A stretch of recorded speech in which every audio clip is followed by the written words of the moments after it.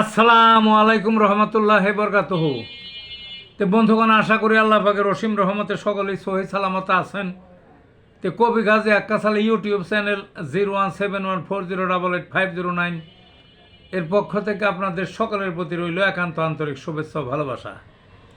তো বন্ধুগণ, এখন আপনাদের সামনে যে বয়ানটা রাখবার চেষ্টা করব, বয়ানটা হলো আসিল রোগে হোমিওপ্যাথিক চিকিৎসা।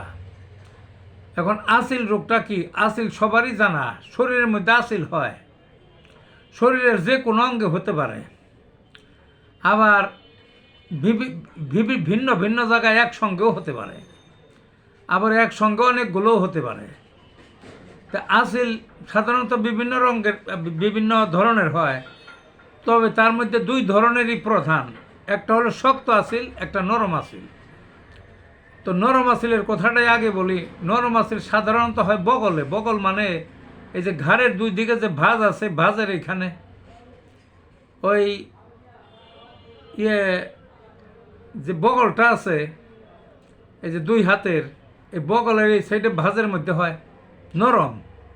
আবার পেটটা আছে, পেটটার দুই সাইডে উপরের দিকে ভাঁজ আছে, এর এইখানে হয়। তবে আগেই বলে রাখি, এই নরম আসিল সহজে সারতে চায় না, সারে তবে সময় বেশি লাগে, ওষুধ খাইতে অনেক দিন লাগে। সাধারণত কোষ্টিকাম ওষুধটা এক্ষেত্রে ব্যবহার হয় বেশি, সারে তবে সময় লাগে বেশি। প্রথমে 200 পাওয়ার দিয়ে শুরু করবেন, 1M 10M, তারপরে CM, এইভাবে খাওয়াবেন, সেরে যাবে। আরেকটা আসিল যেটা বেশি হয় সেটা হলো শক্ত আসিল। এই শক্ত আসিল আবার কিছু হয় ফাটা ফাটা, কিছু ব্যথা হতে পারে, রসকস বাইরিতে পারে। তবে যে প্রকারই হোক, শক্ত আসিল তাড়াতাড়ি সারে। এর আছে বিভিন্ন ওষুধ, তবে থুজা হলো সবচেয়ে বেশি দামি ওষুধ। কী ওষুধ?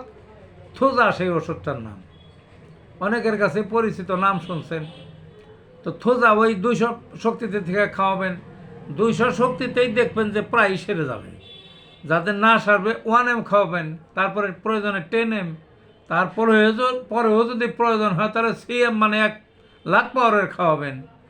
তবে কেউ বলতে পারে তাহলে তো একবারে 1,00,000 পাওয়ারের খাওয়ালেই হয়। তাই এটা বিধান না। বিধান হলো কম পাওয়ারের থেকে খাওয়ানো, কম পাওয়ারের সারলে সেইটাই ভালো বেশি। তারপরেও যদি কেউ খেতে চান